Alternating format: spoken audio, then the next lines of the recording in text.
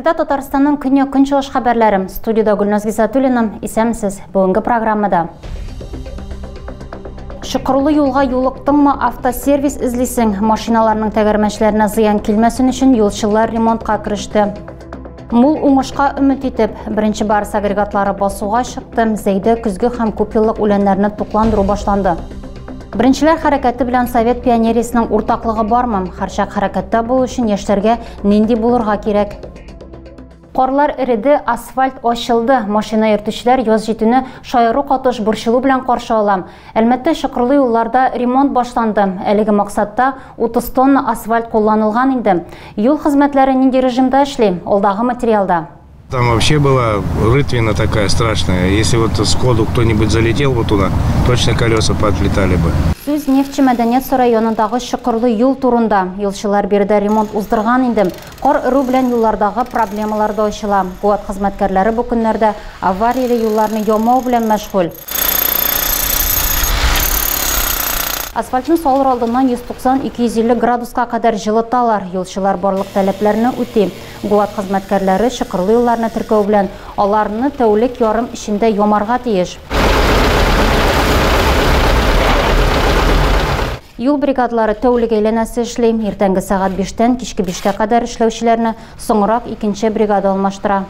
Зәй районында беренче техника кырга чыкты. Аграрийларга язгы кыр компаниясын 65 000 гектарга якын мәйданда үткәрергә туры киләчәк. 16 мартта көзге һәм күп еллык үләннәрне тукландыру башланды. Зәй районында язгы кыр компаниясы башланды. Беренче барыс агрегатлары агрофирма кырларына күзге будай чәчүлекләрен тукландыруга чыкты. Аны җир кардан ачылу белән башкаралар, ашлама дымлы туфракка төшәргә тиеш. Районда чәчүлекләр 40 000 гектар тирәсе тәшкил итә. 17 000 гектарны күзге будай биләп тора. Шулай кардан ачылган кырларда күп еллык үләннәрне тукландыру башланды. Эш тәүлек әйләнәсе бара. 16 мартта барыс агрегатлары Зәй агрофирмасының 85 гектар басуында уҗымнарны тукландырды. Күзге һәм күп еллык үләннәрне 3 тапкыр тукландыру кирәк. Быел районда язгы кыр компаниясына 16500 тонна ашлама әзерләнгән. Һәр гектарга 1 центнер исәбеннән. Бүгенге көндә Зәй районы тулысынча ягылып, ашлама белән тәэмин ителгән механизаторлар составы да билгеле. Яз быел иртә килде, кар катламада тиз арада эреп юкка чыкты. Хәзер аграрийларның төп бурычы дымны саклау. Гадәттән тыш хәлләр вакытында халыкның тормышы һәм иминлеге коткаручылар, янгын сүндерүчеләр, медицина хезмәткәрләре, газ службасы, водоканал хезмәткәрләре һәм башкаларның һөнәри осталыгына бәйле. Әлбәттә, команда штаб өйрәнүләре кысаларында су басучырында җәлеп итүче җаваплы хезмәтләрнең мөмкинлеген тикшерделәр. Өйрәнүләр барышында белгечләр үзләрен сынап карады. Вы готовы к ликвидации возникающей ситуации в Пальминском районе? Әлбәттә, гадәттән тыш хәлләр вакытында җәлеп итүче идарә органнары һәм шәһәр хезмәтләре көче белән 2 көнлек команда штаб өйрәнүләре узды. Сценарий буенча бердәм диспетчерлык дежур хезмәтенә Долазия елгасында су дәрәҗәсенең кискен күтәрелүе турында хәбәр килә. Шәһәргә өлеше су басу куркынычы яный. Оператив хезмәтләрнең шәхси составы һәм техника тикшерү уза. 65-я, она уже непосредственно по городу районе. Да, и также как помощь разделения второго отряда. Икенче очракта 300-дан артык кеше яшәгән 130 торак йорт су астында калган. Тикшерү тамам, хезмәтләр әзер. Башкарма комитет җитәкчесе гадәттән тыш хәл нәтиҗәләрен бетерү буенча гамәлләрне башкарып карарга күрсәтмә бирә. В момент наступления паводка констатируем факт готовы. Прошу разойтись по учебным локациям. Өйрәнүләр Россия буенча гадәттән тыш хәлләр министрлыгы эгидасы астында уза. Әмма Әлмәт районында алар ел саен үткәрелә. Янгын сүндерүчеләр, медицина хезмәткәрләре, коткаручылар, ветеринария берләшмәсе вәкилләренең һәммәсенең үз өйрәнү мәйданчыгы бар. Легенда буенча әлеге участокны су баса, газ хезмәте бригадасы килеп, газ үткәргечне яба, территорияны уратып ала, кисәтү билгеләре куя һәм эшкә керешә.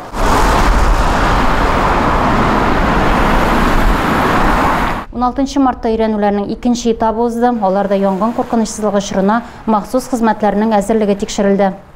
Ел башыннан телефон кыргылдарларынан зыян күргән әлмәтләрдән 100дән артык гариза теркәлгән. Мошенниклар аларның 4 миллион сумга якын акчаларын үзләштергән. Узган ел дежур бүлегенә 600дән артык алданган кеше мөрәҗәгать иткән. Алар барлыгы 150 миллион сумнан артык акчадан колак каккан. Соңгы берничә тәүлектә генә дә полициягә 4 әлмәтле мөрәҗәгать иткән. Алардан кыргылдарлар 1,5 миллион сумнан артык акча урлаган. Әлеге мәсьәләне хокук саклау органы вәкиле белән туры эфир барышында район башлыгы тикшерде.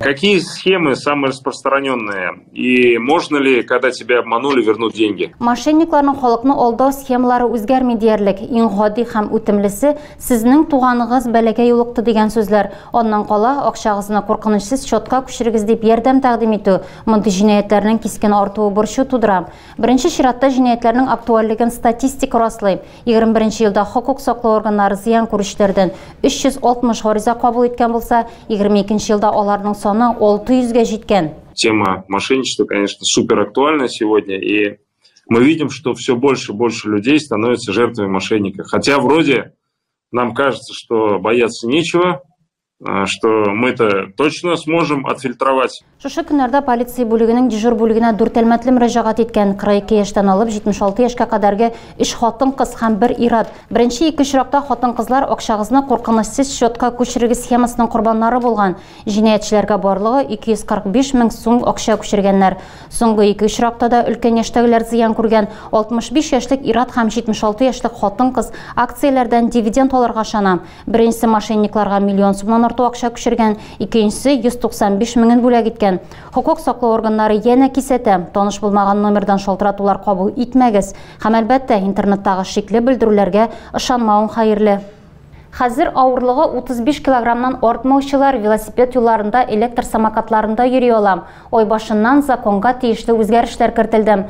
Ул үз транспорт чарасы итеп гадәти велосипед яки самокатны түгел, Segway, гироскутер яки моноколесо сайлаучыларга кагыла. Әлеге транспорт хуҗалары өчен хокуклар, бурычлар һәм штрафлар турында алдагы материалда.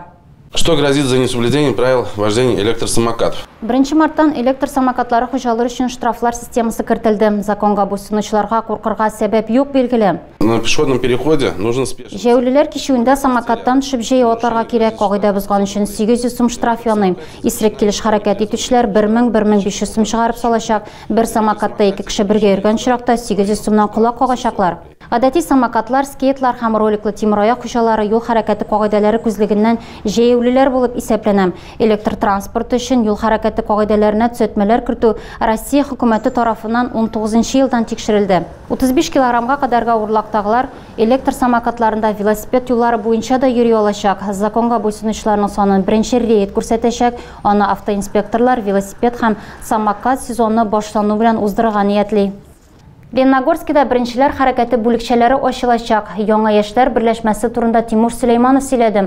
Татарстан рәисе ярдәмчесе быел гыйнвар аенда беренчеләр хәрәкәте Бөтен Россия оешмасының республика бүлеген җитәкләде. Ул Лениногорск хакимияте вәкилләре, яшь активистлар, педагоглар, яшьләр оешмалары җитәкчеләре белән аралашты. Чем оно будет отличаться, что в нем нового, что в нем лучше или хуже? Яшь активистлар Татарстан Республикасы рәисе ярдәмчесе Тимур Сөләймановның һәр сүзен игътибар белән тыңлый. Һәркем беренчеләр хәрәкәтенең ниләр белән шөгыльләнәчәген һәм аңа ничек кушылырга мөмкин булуын белергә тели. Вот все детские организации, которые есть, они все входят в состав движения первых. Беренчеләр хәрәкәте балага яшьтәшләре белән аралашу, уңайлы мөхит табарга ярдәм итү, үзен күрсәтә алуны максат итеп куя. Бөтен Россия балалар һәм яшьләр проекты узган елның язында ил президенты Владимир Путин күрсәтмәсе буенча старт алды.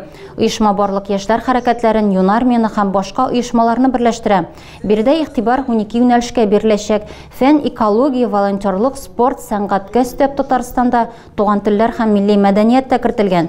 Беренчел бүлекчәләр ул активистларның кечкенә төркеме, алар мәктәпләрдә, күллиятләрдә, югары уку йортларында, өстәмә белем бирү үзәкләрендә барлыкка киләчәк. Хәтта балалар бакчаларында да хәрәкәткә 6 яшьтән җәлеп итәргә планлаштыралар. Аңа хәрәкәттә бул сайтында гариза биреп кушылырга мөмкин. Бакча сезонына бик аз вакыт калып бара. Тәҗрибәле бакчачылар хәзердән үк орлыклар чәчү белән мәшгуль. Күпчелек йорт тәрәс төпләрендә үсентеләр үстерә, кемнәрдер теплицада ук кайнаша. Шундыйларның берсе Мария Гарапшина, безнең иҗат төркеме, бакчачыда кунак булып кайтты. Для меня сезон, он начался давно, поэтому Приглашаю вас в мою теплицу. Профессиональ боксчы Мария Гарапшинаның эш сезоны 31 гыйнварда ук башлана. Бу көнне аның теплицалары җанлана. Март аенда инде үсентеләре шактый үскән. Биеклеге буенча төсле брокколи һәм пекин кәбестәсенә күз төшә. Беренче уңышны инде 15 июньдә көтәләр. Алар янәшәсендә помидор, борыч, яшел тәмләткечләр, кыяр үсә. Көчле үсентеләр үстерү сере туфракны дөрес әзерләүдә ди Мария. Шулай ук теплицадагы яктылык, дымлылык һәм җылылык та мөһим. Закрыли.